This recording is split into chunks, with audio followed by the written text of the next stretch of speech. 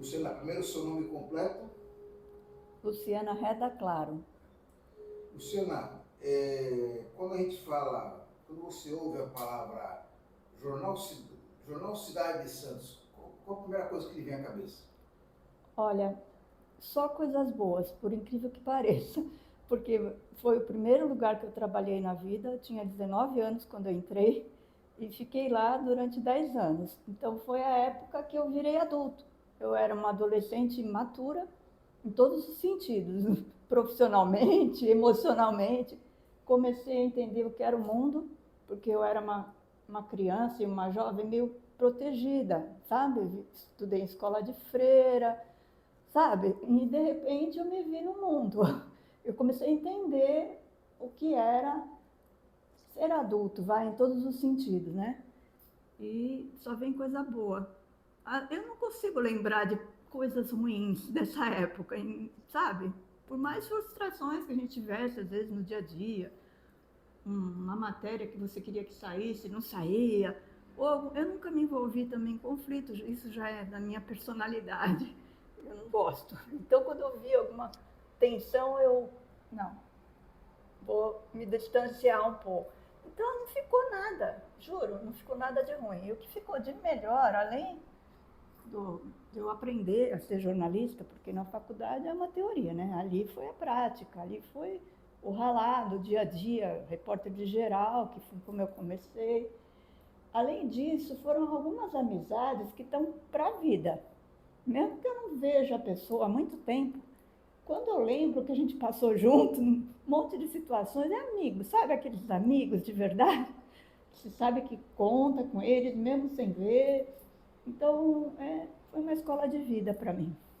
Que ano você começou a trabalhar lá e como é que você chegou lá? Você foi convidada ou você foi lá bater na porta? Como é Então, que tem foi? uma história que eu não sei se a pessoa que eu vou citar vai se lembrar, espero que sim. Eu estava no primeiro ano da faculdade, estudava à noite, queria fazer alguma coisa de dia, mas não queria um emprego outro, porque eu até cheguei a fazer uma seleção para banco, porque eu tinha que ganhar algum dinheiro, né? Mas eu falei, se eu entrar, eu não vou fazer o que eu quero, que eu queria ser jornalista. Daí eu conversei com um rapaz que era da minha classe, da faculdade, que já trabalhava lá, Edson Carpentieri, o famoso bebê diabo. E ele falou, vou ver se eu souber alguma coisa. Daí um dia ele me falou, olha, vai lá e fala com a chefe de reportagem, a Hilda. Vai lá de manhã e conversa. E daí ela vai decidir se você se encaixa, né? E eu fui. E a Hilda foi, assim, a minha mentora da profissão. Graças a ela, eu persisti nessa intenção de ficar no jornal. E daí, durante 3 meses, eu ia para o jornal, não existia a figura de estagiário. Eu ia, eu pagava do meu bolso a condução, não ganhava nada, mas eu queria. E eu fui aprendendo, comecei a ligar para as igrejas, saber as missas de sétimo dia, mal sabia datilografar, tinha dificuldade. E foi indo até que 3 meses depois o editor Bland, que era uma pessoa temida até, porque era bravo, mas era excelente, excelente profissional, excelente ser humano, do contato que eu tive com ele. Ele falou que eu podia preparar meus documentos, que eu ia ser efetivada como jornalista provisionada, que era como se chamava o jornalista na época, que ainda não tinha o diploma. Então eu entrei lá oficialmente em setembro de 1976 e fiquei 10 anos, até eu resolver dar uma guinada na minha vida. Mudei para o interior com 2 crianças, então foram 10 anos. Teve uma breve interrupção nesses 10 anos. Logo que eu me casei, eu fui trabalhar em registro, né? Tribuna do Ribeiro, um outro jornal. Mas nós ficamos pouco tempo lá. Tivemos que voltar por uma série de circunstâncias. Daí eu voltei para a cidade de Santos. E como é que era a sua rotina lá? Que hora você chegava? Como era o seu ritual de É, trabalho?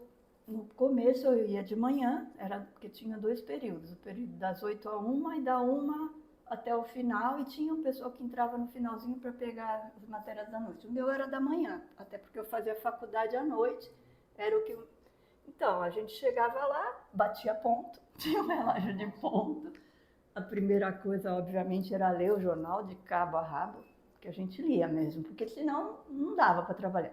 E daí já tinha a distribuição das pautas pela chefia de reportagem e você saía. Como eu falei, eu era repórter de geral. Então, geral o que que era? Buraco na rua, inundação, coisas várias, mas até, às vezes, cobria uma solenidade. Então, você nunca sabia que roupa você punha, mulher principalmente. Se você ia muito arrumada, você ia pisar na lama. Se você ia mais à vontade, de repente te convocava para ir cobrir uma visita de governador. Então, era meio complicado isso, né? Mas era assim, daí chegava, antes de sair para a rua, a gente via a pauta. Então, a gente já ia no arquivo do jornal, que era um arquivo de papel, tinha profissionais lá, que eu mais me lembro é do Marcílio, que já se foi, que era demais. Você falava assim, hoje eu vou ter que fazer uma matéria sobre o bairro Jardim Rio Branco, em São Vicente.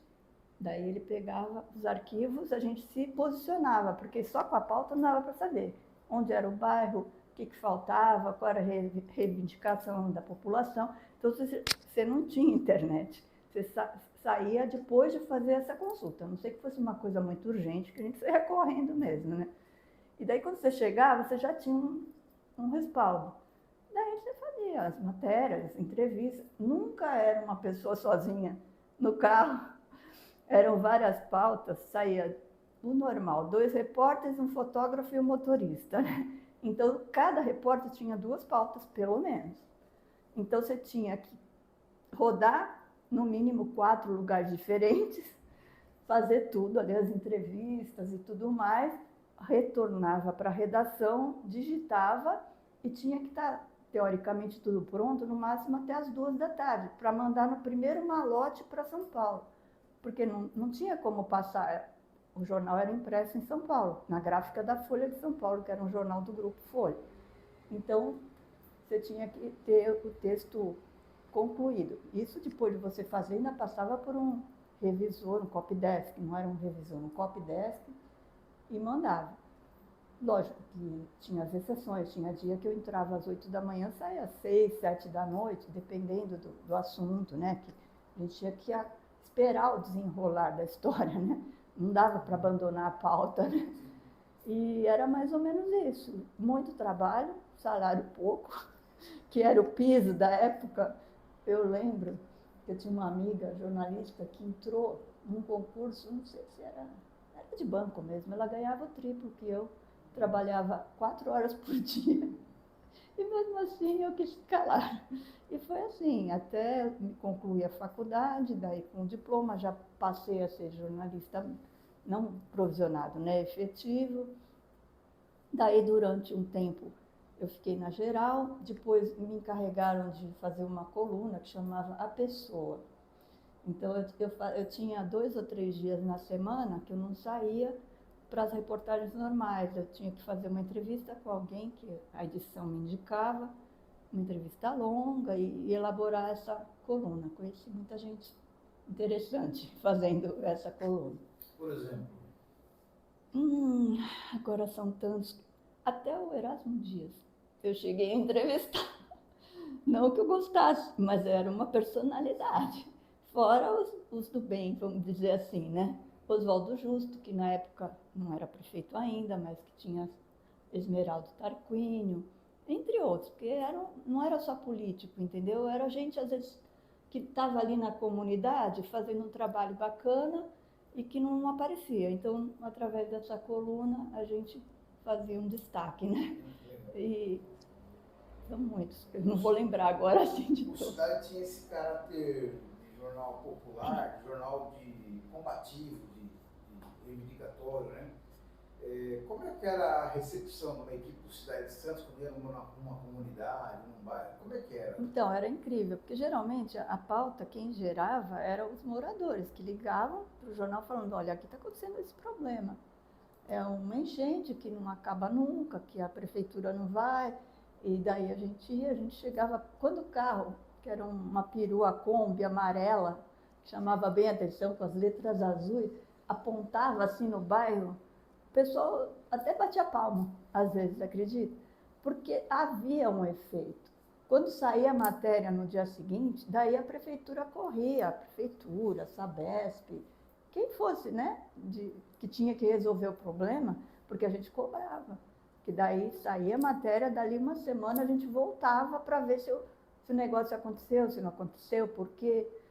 Então, nessa parte, olha, tem até um jornalista que ele era criança e ele lembra de mim e diz que ele se inspirou a ser jornalista pelas matérias do jornal Cidade de Santos, o Renato Pirauá. O Pirauá. Ele morava em São Vicente, num bairro que às vezes tinha uns problemas. E ele disse que quando criança, ele lembrava da gente chegando no bairro, não só eu, outros repórteres também, né? Para fazer a matéria. E daí passava um tempo, o problema, mesmo que não resolvesse, pelo menos eles tinham alguma atenção. Tinham, vamos fazer, vamos dar um prazo. Então você vê como era importante. Porque as pessoas se sentiam ouvidas. Não havia quase ouvidoria em órgão público. Acho que nem existia, na verdade, nenhum que eu soubesse. Se a pessoa fosse fazer uma reclamação, ela podia esperar sentada, que não resolvia. Era uma época que não tinha essa abertura, esses canais todos que hoje existem, né? Então, o jornal era realmente muito, muito importante. Eu creio que as matérias que a gente fez durante esse tempo todo ajudaram, né, a solucionar algumas coisas pontuais. Luciana, eu queria que você me contasse sobre o clima na redação. O pessoal me relatou bastante que era um prédio velho, um mobiliário velho e tal, mas assim, era muito barulho. Máquina de escrever, ventilador, telefone tocando, as pessoas conversando. Qual a primeira recordação que você tem desse clima da redação? Então, como eu digo, eu nunca tinha trabalhado, então para mim aquilo era normal. Eu não via como uma coisa, que difícil trabalhar aqui. Hoje, se eu fosse trabalhar num lugar assim, acho que eu não conseguia. Mas naquela época, era normal, era uma jovem, né? Muito jovem, sem experiência.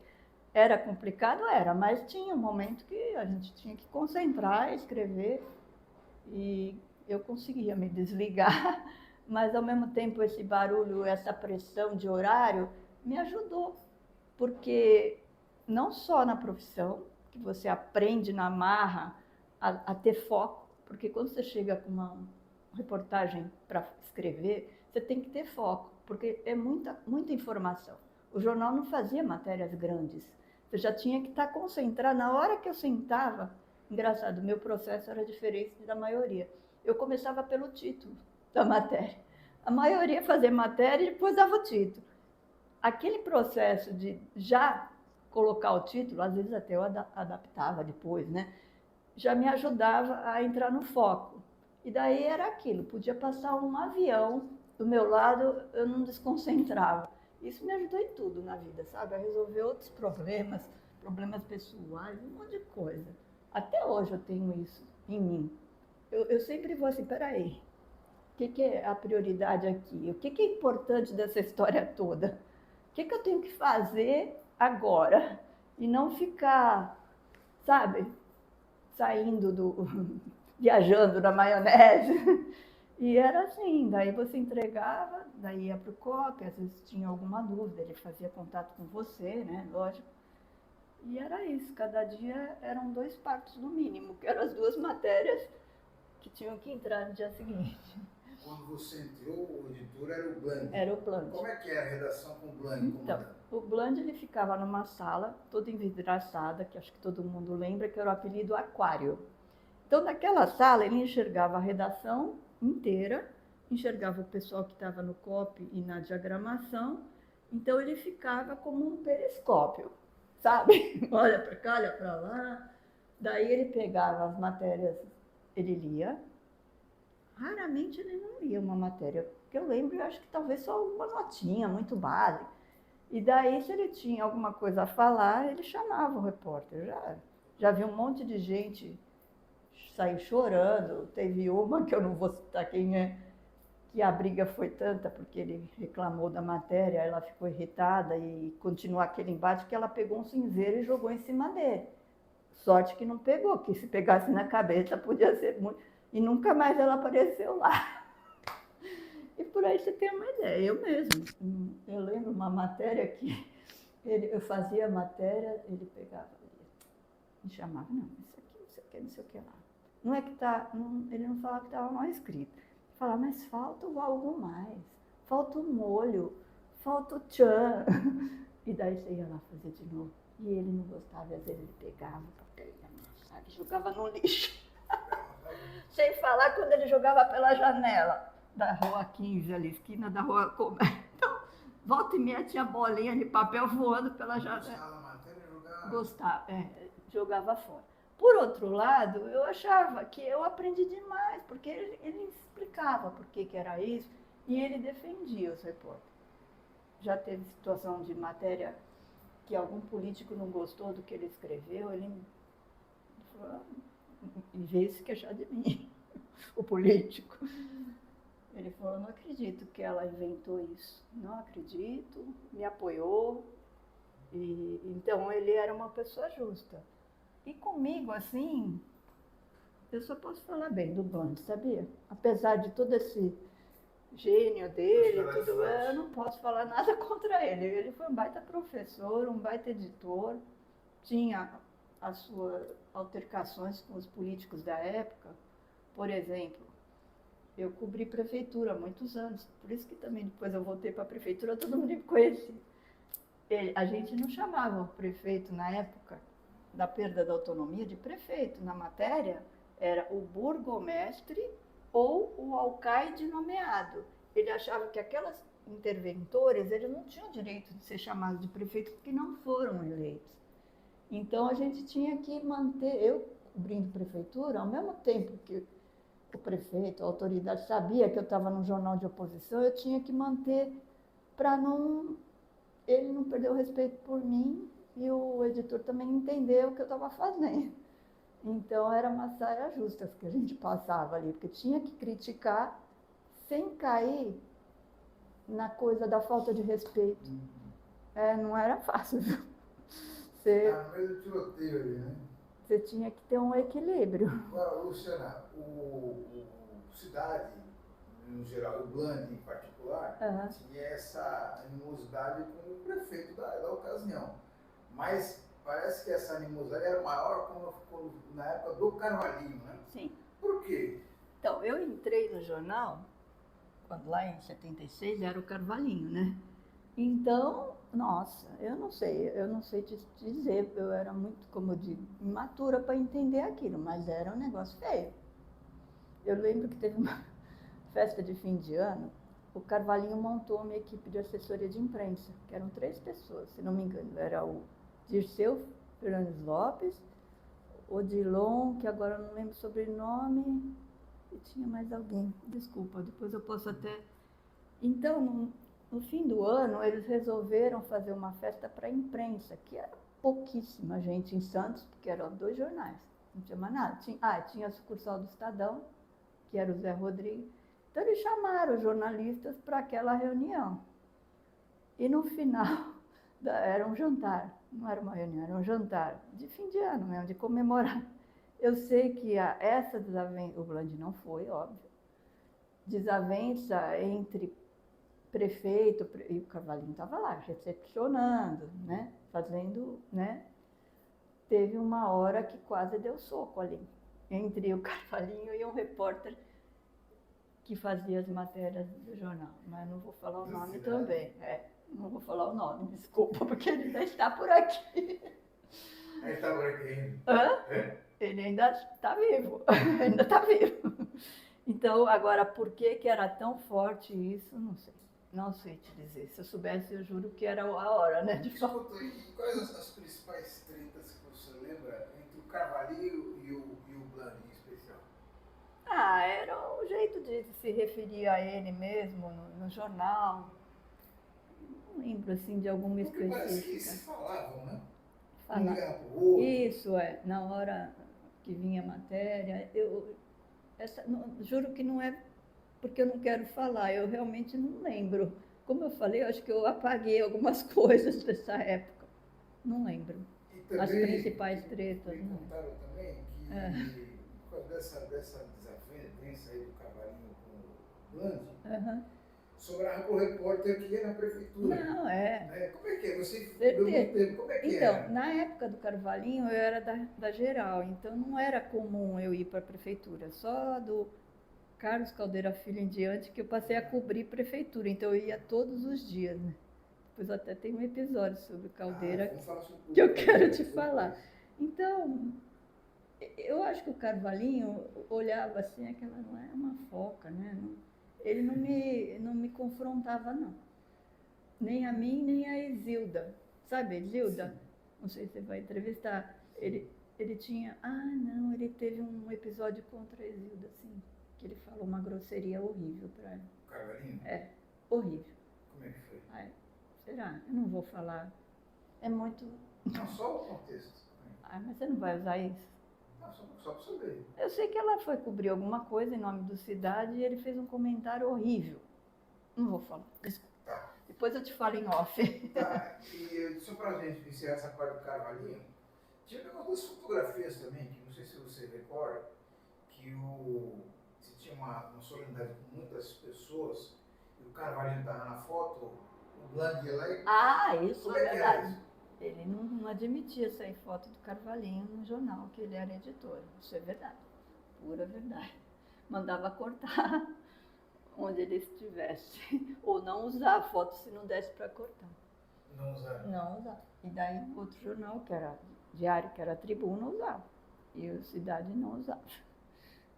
Tem outra história também de que ele mandava o fotógrafo tirar foto das costas do Carvalhinho. Não sei se Isso. como é que era isso? Não, é uma coisa muito louca, né? Nunca aparecia de frente. Eu lembro disso, eu lembro. Que o fotógrafo passava uma saia justa danada. Que tinha que fotografar só de costa, como se ele estivesse indo embora. E daí ele acabou indo mesmo, e daí entrou Caldeira. Tem outro episódio também, que eu não sei se você, não sei se é folclore, não sei se você lembra, Uhum. e que tinha um evento, veio o governador com uma outra autoridade. E na hora de tirar foto, o Carvalho ficou no meio das autoridades. E aí o Blanc pegou aquela foto ali e falou, não dava para cortar, né? Porque eu estava no meio, né? Aí ele pegou, ele fez óculos escuros, fez barba. Ah, isso eu não lembro, mas olha, não duvido, nem um pouco, mas eu realmente talvez tenha sido numa fase que quando eu entrei, o Carvalhinho já estava perto de sair, entendeu? Então eu peguei uma fase pequena do Carvalhinho. Mas você acompanhou bastante o Carlos Caldeira, Paulo Gomes Barbosa e Oswaldo Justo. Eu cobria a prefeitura, eu ia todos os dias. Foi assim, no final de 78, eu casei e fui morar em Registro. Voltei para o Cidade de Santos em maio de 79, que foi quando Caldeira foi nomeado, apadrinhado pelo Maluf, como prefeito. Não chamavam de interventor, era prefeito nomeado. O interventor tinha sido lá o general, né, Bandeira Brandão. Então, na época, eu estava voltando e o Caldeira quis uma pessoa para cobrir o dia a dia da prefeitura, não a parte política, a parte mais administrativa. A parte política quem cobria era o Chico Lascala, que ele cobria Câmara e a parte política. Eu cobria a parte administrativa, os atos da prefeitura. Tá? E olha o que me acontece. Eu fui para lá, né? Estava voltando para o jornal, o que aparecesse eu pegava. Né? Então, o Caldeira, um dos primeiros atos foi dissolver a assessoria de imprensa. Ele mandou todo mundo embora e falou que não precisava de assessoria de imprensa. Adivinha quem que funcionava, teoricamente? Eu tinha que ir lá fazer as matérias, eu não mandava para a Tribuna, mas daí alguém lá na redação do Cidade mandava para a Tribuna. Então, assim, quando dava tempo, o gabinete do Caldeira ligava para a Tribuna, mandava alguém cobrir.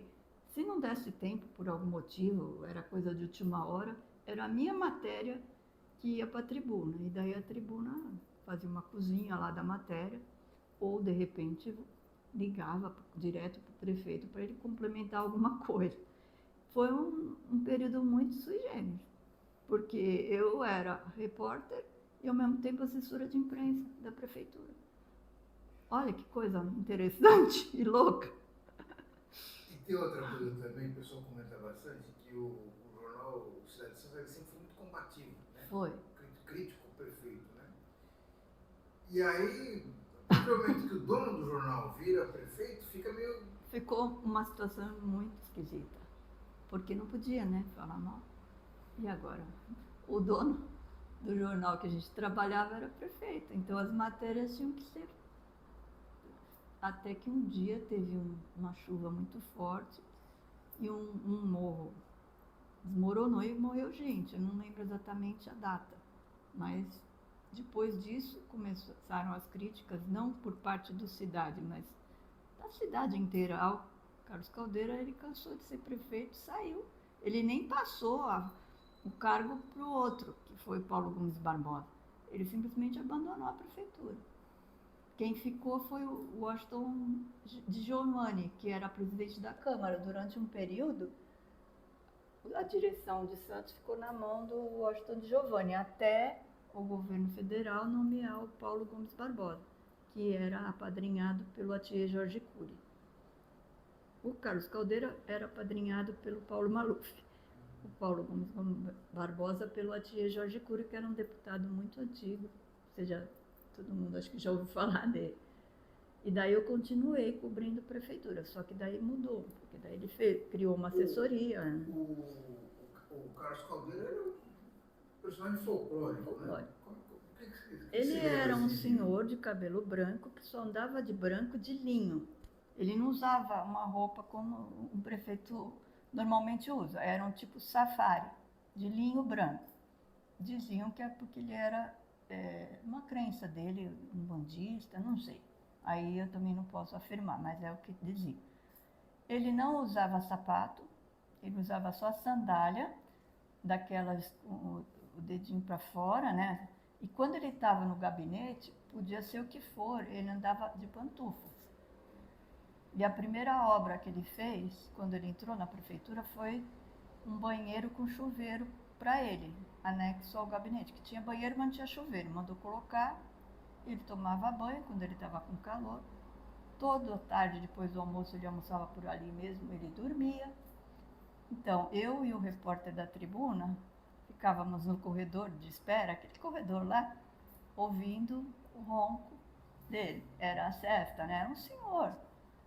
Ele vendeu todos os carros da prefeitura, carros oficiais, falou que não precisava e andava pela cidade com os carrões importados dele. Cada dia era um, aquele tipo rabo de peixe, eu nem sei a marca, eram os carros bonitos. Ele não andava mais de carro oficial, ele falou que isso era para economizar para a prefeitura. Ele era uma figura muito folclórica. E as entrevistas com ele? Não, quando o assunto não interessava, ele cortava a entrevista, levantava e saía. Quando ele não queria responder. Ele só falava o que ele queria falar. Ele saiu da cidade anos antes com umas certas mágoas. Então, quando ele soube que havia a chance dele vir a ser prefeito, ele queria voltar para a cidade numa situação de destaque. E é isso que a gente percebia, que ele quis. Era como se fosse, tá vendo, eu saí daqui meio mal, mas estou voltando como prefeito. E era assim, uma pessoa que eu saiba não tinha diálogo com o vereador, com nada. Tinha um chefe de gabinete muito esperto, acho que era Nóbrega o nome dele. Não era um amigo dele que contornava as situações, né? Até que ele cansou. Quando ele recebeu muitas críticas por causa do morro que desabou e morreu gente, ele cansou daquilo. Ele fez uma coisa que eu achei importante para a cidade, ele deslindou a história da onde hoje é a Pinacoteca, que era uma casa particular que estava abandonada, cheia de invasores, e não acontecia nada ali por causa de um problema jurídico entre os herdeiros. E daí ele conseguiu que o secretário de Assuntos Jurídicos dele costurasse um acordo e a prefeitura expropriou o imóvel e hoje é um lugar maravilhoso, né? Que é a Pinacoteca Benedito Calixto. Isso aí foi um marco, na minha opinião. do governo positivo, né? Marco positivo. Esse dia específico que você ficou sabendo que abandonou a prefeitura, como é que foi? Não, foi assim estranhíssimo, porque, como eu disse para você, eu ia todo dia lá para fazer as matérias. Quando não era entrevista com ele, era com os secretários. Sempre tinha assunto, pelo menos 2 pautas interessantes, né, de alguns casos que a prefeitura estava cuidando. Quando aconteceu isso, nem cheguei a ir lá, e daí ficou uns 2 dias uma coisa meio indefinida, até que oficialmente o Washington de Giovanni assumiu, o Dr. Mimi, que era o apelido, que era um senhor bonachão, simpático, que fazia um bom relacionamento com todo mundo, né? Até que veio o Paulo Gomes Barbosa. Foi estranhíssimo, né? A cidade parecia que tinha sido realmente abandonada por um filho, né? Que ele era santista, o Carlos Caldeira. Ele abandonou. Não quis mais brincar daquilo. Enjoou. Enjoou, sei lá. Se aborreceu, achou que não era mais para ele, né? Teve um episódio engraçado sobre esse governo, que estava sendo aprovada a construção da Mogi Bertioga. E havia uma polêmica, que o Maluf era governador, né? Falavam que ele tinha terras por perto, por isso ele queria fazer essa rodovia, aquelas coisas, né?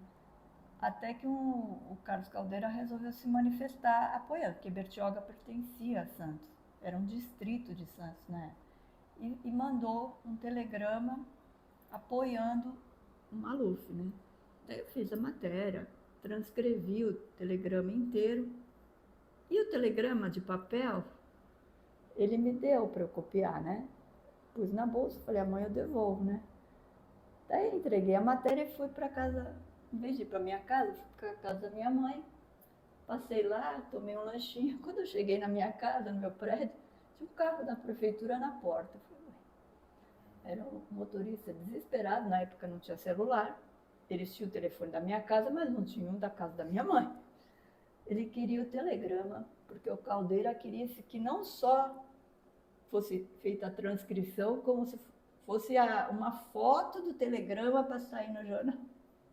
E ele pegou o telegrama e foi direto para São Paulo, para a gráfica do jornal. Eu falei, pronto, no dia seguinte acho que eu estou demitida, porque em vez de entregar, não aconteceu isso. E aí depois teve uma mudança com o Paulo Gomes Barbosa. Como é que era o relacionamento? Sim, já mudou do bem. jornal com o Paulo Ainda continuava ruim, mas ele era, talvez, por interferência até do Atier, não sei. Já era um pouco menos tenso do que quando era o Carvalhinho, né? E ele criou outra assessoria mais completa até. E eu continuava cobrindo a prefeitura, mas o tempo inteiro. A gente não podia falar que ele era prefeito, sim, que ele era o alcaide nomeado ou o burgomestre de Santos, né? E eu acho que ele tinha um pouco mais de jogo de cintura do que o Carvalhinho, para não bater tanto como com o Bland, né? E depois de um tempo, eu não sei exatamente o tempo, mas daí o Bland saiu, veio o João Sampaio, que já era uma pessoa menos polêmica que o Bland, né? O João Sampaio, ele era secretário do jornal, ele cuidava da finalização da edição, tudo, e ele já não era tão combativo, vamos dizer assim. Não é combativo, o jornal continuava combativo, mas a personalidade dele era menos belicosa do que era o Bland, né? Então, acho que boa parte do governo do Paulo Gomes Barbosa já foi com o Sampaio como editor do jornal Cidade de Santos. Ainda continuava, né? Realmente havia uma postura que o jornal era de oposição e que não aceitava de jeito nenhum o fato da cidade de Santos ter um interventor. Por quê, né?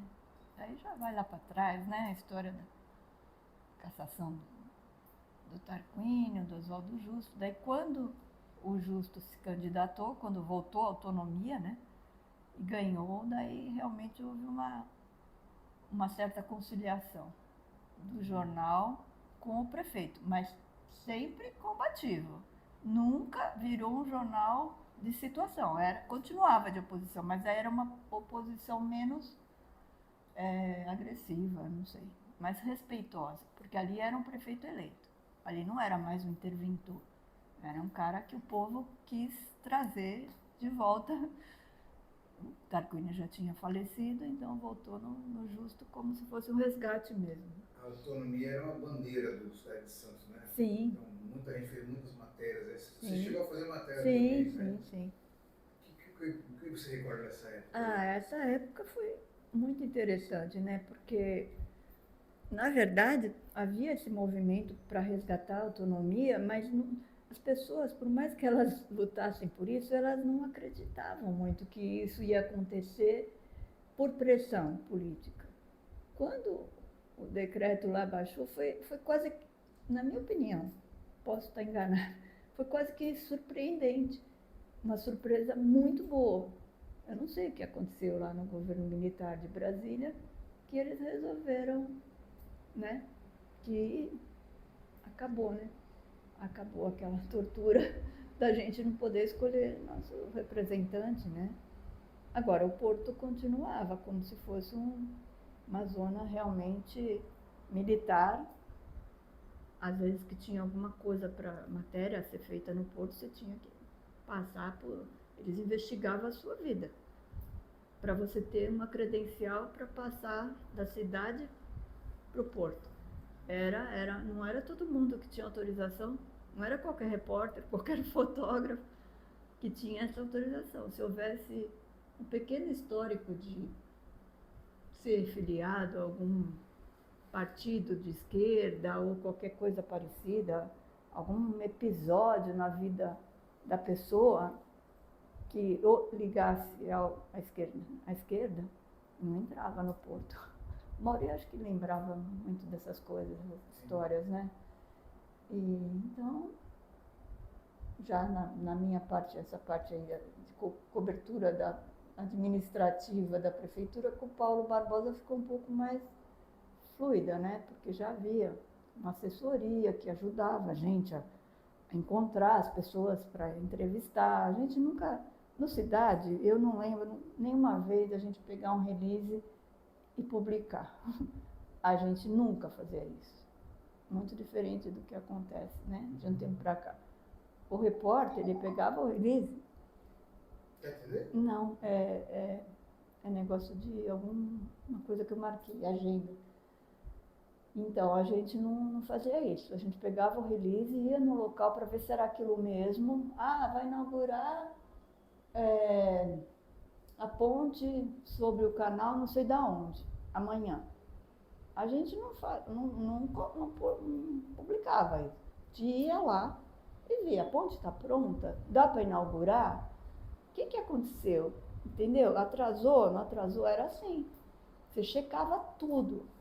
Pelo menos eu lembro da época que eu estive lá que era assim. A assessoria passava depois. Ah, a solenidade aconteceu em tal horário, tal. Não. Tinha que ter um repórter nosso, sabe? E vamos dizer que o repórter não conseguiu chegar, ele ia depois, para ver se realmente o negócio aconteceu daquela forma que a assessoria estava informando. É muito diferente do que eu vi nos últimos anos que eu atuei, né? Luciana, a redação do Cidade é em Santos, mas as oficinas da gráfica eram em São Paulo. Tudo em né? São Paulo. Qual que era a dificuldade disso aqui? Qual que era a consequência dessa situação? Era assim, no final da tarde tinha que ter um tanto de matéria pronta, que era o pessoal da equipe da manhã. Pra você ter uma ideia, não sei se alguém já contou, a gente redigia em 3 cópias, aliás, 2 cópias, a original e 2 cópias. Por quê? A principal, depois de passar pelo copydesk, que sempre corrigia uma coisinha ou outra, era colada às laudas de papel, fazia um rolo, como se fosse um pergaminho, sei lá. Porque para não ter perigo de confundir na hora de ir para São Paulo para ser impresso. Entendeu? Vai dizer que a página 1, 2, 3, se tivessem soltas, podiam confundir. Então era colado e ia o primeiro malote, acho que no começo da tarde. Não lembro exatamente o horário, de carro.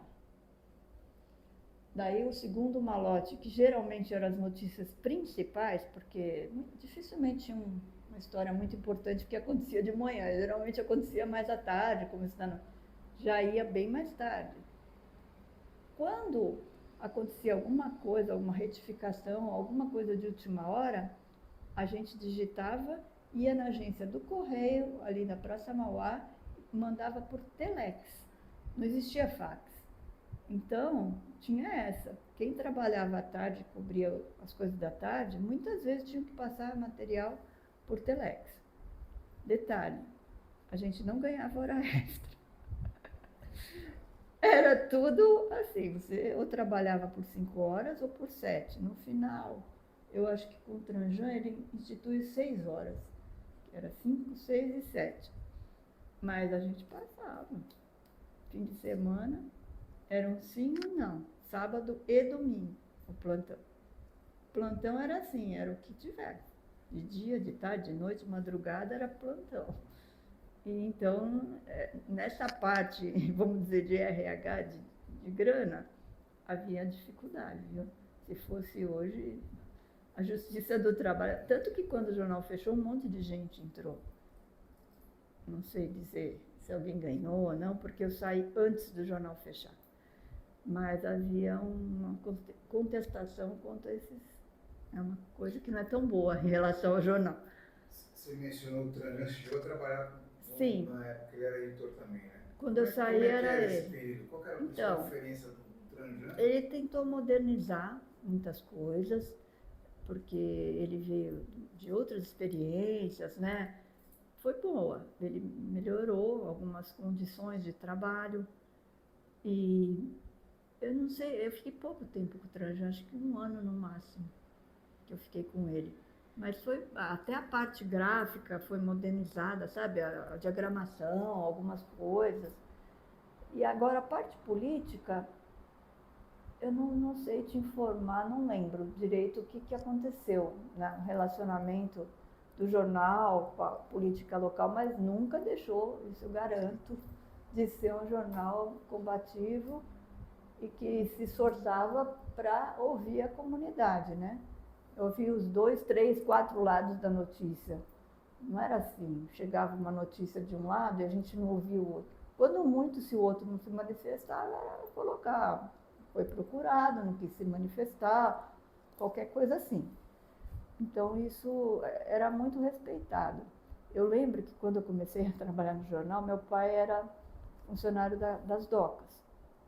Nossa, eu trazia o jornal para casa, né? E ele assinava a Tribuna, que era o jornal mais tradicional. Quando eu chegava, eu já levava o jornalzinho para ele. Meu pai estava aposentado, ele adorava o Cidade Santos. Até porque ele abordava coisas que o outro jornal não abordava, né? Coisas relacionadas ao Porto, a vida que ele teve no Porto, entendeu? Era um jornal diferente, que hoje em dia, não sei, acho que faz falta. Não era uma coisa apelativa demais, tipo notícias populares. Mas era combativo? Tinha uma página de polícia que o povo amava ler, esporte que o povo também gostava, porque fazia comentários que nos outros jornais não tinha, né? E a política mesmo, né? A parte política. Luciano, nesse período que você trabalhou na cidade, qual foi a matéria que mais te marcou pessoalmente? Que você fez que mais te marcou pessoalmente? Eu acho que foi a volta da autonomia, sem a menor dúvida. Não foi uma matéria que eu fiz sozinha, acho que o Chico Lascala teve tal, mas realmente, é como eu falei, foi uma surpresa tão boa que marca, né? Tem as matérias ruins também, uma que me marcou, mas não foi o jornal, teve um engavetamento na Anchieta, morreu um monte de gente. Estava neblina, eu fui a primeira repórter a chegar de manhã porque eu entrava no período da manhã, daí me mandaram com o fotógrafo. Isso aí me marcou muito no lado negativo, porque eu vi gente morta. Né? A hora que a gente desceu, não dava para chegar no local, a gente teve que descer do carro e ir a pé pelo acostamento. Aquilo lá foi cruel. Quem que era o fotógrafo? Eu acho que era o Carlos Nogueira, ou não tenho bem certeza se era ele ou um outro, Ricardo Schiavetto. Foi um dos dois, eram os dois da manhã, que eu lembro que a gente sempre saiu ou com o Carlinhos ou com o Ricardo, que eu não sei o que aconteceu com o Ricardo. Ele não era de Santos, não sei onde ele está, mas foi um desses dois. Ô, Luciana, você saiu um pouco antes do jornal fechar, mas nessa época que você estava lá, dava para perceber que o jornal não ia bem? Como é que era o clima? Eu saí, foi assim, quando em 86, minha filha nasceu em maio, eu esperei a minha licença passar, né, que eram 3 meses, juntei com férias, em setembro eu saí. Não havia esse clima, era o Tranjan, ainda estava naquele processo de que ele ia salvar o jornal, que ele ia imprimir alguma coisa ali no ritmo do jornal, para ganhar apoio publicitário, para poder o jornal se manter, entendeu? Quando eu saí, ainda existia isso. Daí, acho que um ano depois, mais ou menos, foi no ano seguinte que o jornal fechou. Então, eu não vivi esse momento.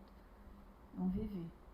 Eu lembro, aí já não tem nada a ver com isso, mas eu lembro muito bem da greve que teve de jornalistas, não lembro o ano, que eu também participei. Houve uma greve de jornalistas, que havia um medo de que o jornal já não estava bem, né, de publicidade, depois daquela paralisação, mas todo mundo aderiu. Isso aí eu posso pesquisar e depois te passar sobre essa greve. Não sei se alguém chegou a falar sobre essa greve. Não, falaram muito por alto, né? Essa greve marcou muito a gente lá, na época que eu estava. Como é que foi? Então, eram umas reivindicações justas e o nosso sindicato resolveu parar. E a maioria parou. Acho que teve pouca gente que continuou indo para sair o jornal. Foram vários dias. Até que houve um acordo, o sindicato acatou, melhorou algumas coisas, outras nem tanto.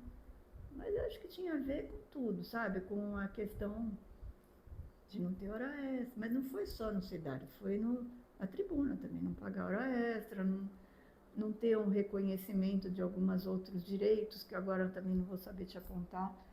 Mas talvez, posso estar enganada também, isso também tenha ajudado a Folha de São Paulo reconsiderar se manteria ou não o jornal aqui. Porque era muito um desejo do Caldeira. Esse jornal só existe porque o Caldeira, lá atrás, quis fazer um jornal de oposição na cidade dele. O Frias, pelo que eu sei, a gente também trabalhava, a gente não era contratado pelo jornal Cidade de Santos, a gente era contratado pelo Grupo Folha, que era a Folha São Paulo, Folha da Tarde, Cidade de Santos, Notícias Populares e de esportes, acho que era de esporte. Então, as nossas matérias saíam em qualquer um desses jornais. Então, na verdade, o jornal funcionava como uma sucursal de todos esses outros jornais. Quando tinha alguma coisa muito importante acontecendo em Santos, saía na Folha de São Paulo. A minha matéria cansou de sair na Folha. E às vezes você fazia matéria para a Folha. Eu lembro de 2 páginas que eu fiz, turismo em Santos, foi na época do Caldeira, que ele queria divulgar bem, mostrando que Santos não era só praia, mostrando um monte de coisa interessante. Saiu no suplemento de turismo da Folha, assinado, inclusive. Então, a gente não trabalhava só para o jornal, a gente trabalhava para o Grupo Folha. Matérias de polícia saíam no Notícias Populares, de esporte, saiu muita coisa de esporte feita em Santos, que era meio que era realmente uma sucursal do Grupo Folha. Luciana, qual que é o tamanho da perda do Cidade de Santos para a cidade? Eu não sei nem. Olha, na época eu não estava mais morando aqui, como eu te falei, mas foi muito, muito evidente, sabe? Lógico que daí alguns outros jornais acabaram meio que assumindo, o Jornal da Orla, por exemplo, o Boc News, né? E- mas eu acho que era diferente, porque eram jornais semanais, né? Aquele jornal diário que trazia as colunas com crítica, coluna de polícia, de política, que era o Chico Lascala, não sei se tinha, acho que Fernando Allende também. Fernando na época do Cidade ele foi a maior parte, acho que era a coluna social que ele fazia, mas então a cidade perdeu, né? Muitas comunidades, né? Não só de Santos, da Baixada. Nossa, a gente fazia matéria em todos os municípios. Guarujá, Cubatão, São Vicente, em todos os municípios. Bertioga, que se tornou independente, e mesmo lá, Praia Grande, Itanhaém, Peruíbe e Mongaguá, tudo isso a gente fazia matéria.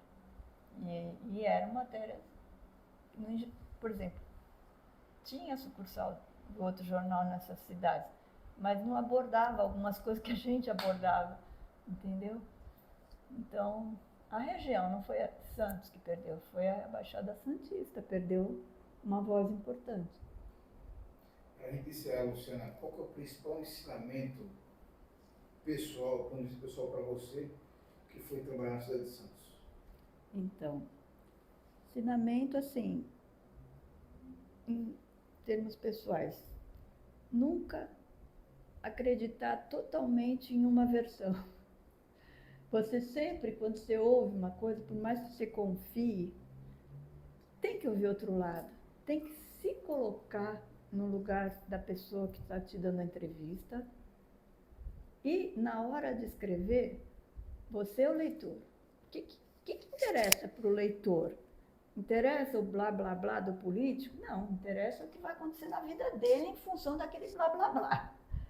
Isso é uma coisa que eu acho que é o mais importante, que talvez eu aprendesse também em outros órgãos de comunicação, mas foi ali que foi meu berço, né? Foi a maternidade, de tudo que eu levei para a vida, como profissional, como ser humano, como membro de uma comunidade, como mãe, como tudo, né? E eu acho que é isso, é nunca olhar só um ângulo da questão, nunca achar que você está sempre certo, o outro está sempre errado, nunca. Eu acho que por mais que você ache que o outro não está falando nada com nada, vai que tem alguma coisa ali que é fato, que é verdade, que você não quer aceitar, mas é. Então isso eu acho que foi uma escola. Outra coisa, o companheirismo que havia naquele jornal, a solidariedade. Em nenhum momento desses 10 anos eu senti que alguém queria puxar meu tapete. Porque as pessoas são boazinhas? Não, porque havia um clima de união. Todo mundo estava ferrado ali, trabalhando muito, ganhando pouco, andando em carro velho que quebrava, arriscando até a vida, porque esses carros, se fosse analisado hoje, a gente pegasse as estradas, tudo sem cinto de segurança, a gente estava numa barca furada, nessa parte. Mas todo mundo se unia. Por exemplo, eu acabei minha matéria, eu vi que a fulana estava atrapalhada lá, precisava ligar para não sei. Eu não ia embora. Eu falei, quer que eu ligue? Eu ligava. Quantas pessoas fizeram isso comigo também? E atrás, não, eu vou no arquivo, eu pego o material para você, pode continuar aí. Eu via isso, pô. Será que hoje isso existe? Deve existir, né? Mas sei lá, eu acho que foi isso também que marcou muito. E levei para a vida também, né? É o que eu tento fazer, inclusive depois quando eu fui trabalhar em assessoria, é assim que eu trabalhava, sabe? Sempre em grupo e para que puxar o tapete, né? Para que não resolve nada. Você querer se prevalecer, não. Ali foi essa escola que eu tive, juro. Até me emociono. Para por aqui.